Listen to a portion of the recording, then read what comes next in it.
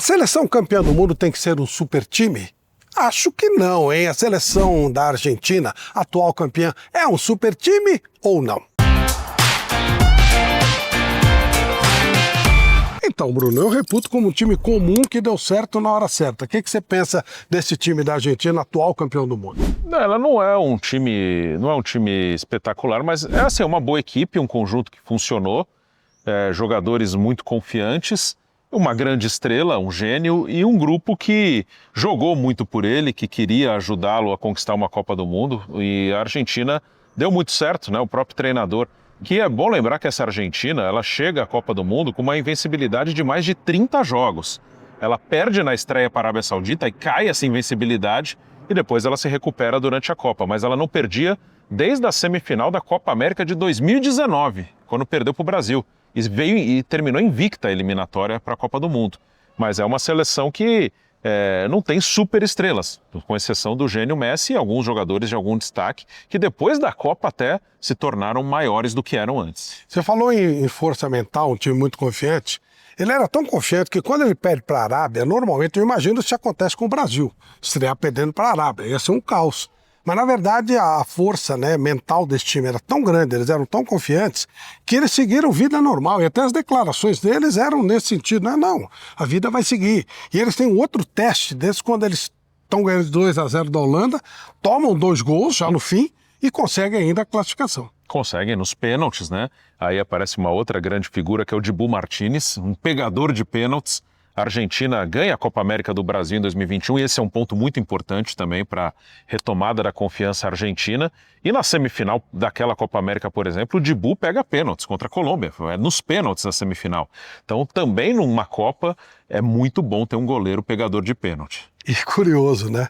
Não necessariamente um grande goleiro. Eu não reputo o Dibu como um grande goleiro. Não é péssimo, óbvio, né? Não é ruim, mas é uma característica da Argentina. Teve lá atrás o Sérgio Goycochea, que também era um goleiro mais ou menos, mas pegava pênalti. Cada vez mais com esse equilíbrio do futebol, o cara que pega pênalti pode fazer diferença, né, Bruno? Pode, numa Copa é fundamental. Na final, depois eles também pegam pênalti contra a França. A final é decidida nos pênaltis.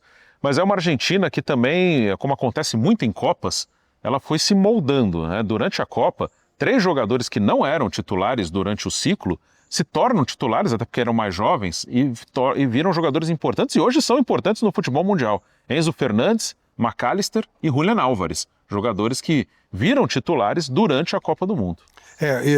E aí a gente pensa, poxa, o ano que vem tem Copa do Mundo, o Brasil não está bem. É impossível o Brasil ganhar? Eu acho que não, porque pode acontecer o mesmo fenômeno. De repente o time vai se acertando durante a competição. O próprio Brasil de 2002, ele foi se acertando durante a competição. Foi. A Argentina, ela foi muito mais consistente no ciclo até a Copa de 22, mas ela estreia perdendo e o Scaloni tem que mexer no meio da Copa. Essa questão do ciclo, você tem que fazer, né? Claro, você está jogando, você tem que fazer o melhor, mas não é uma coisa certa. Se eu chegar com o time prontinho, eu vou ganhar.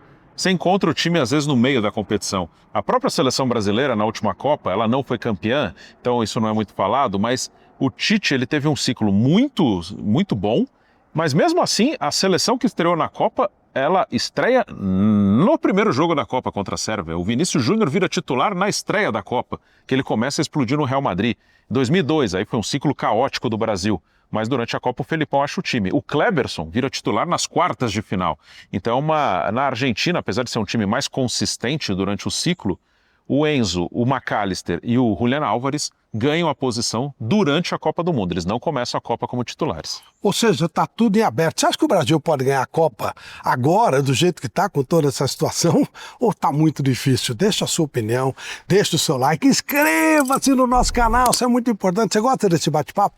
Ajuda a gente inscrevendo-se no nosso canal, compartilhe se você gostou dessa nossa resenha aqui e também acione o sininho para que a gente possa te avisar quando vier vídeo novo, e toda semana tem vídeo novo, tá? Um abraço.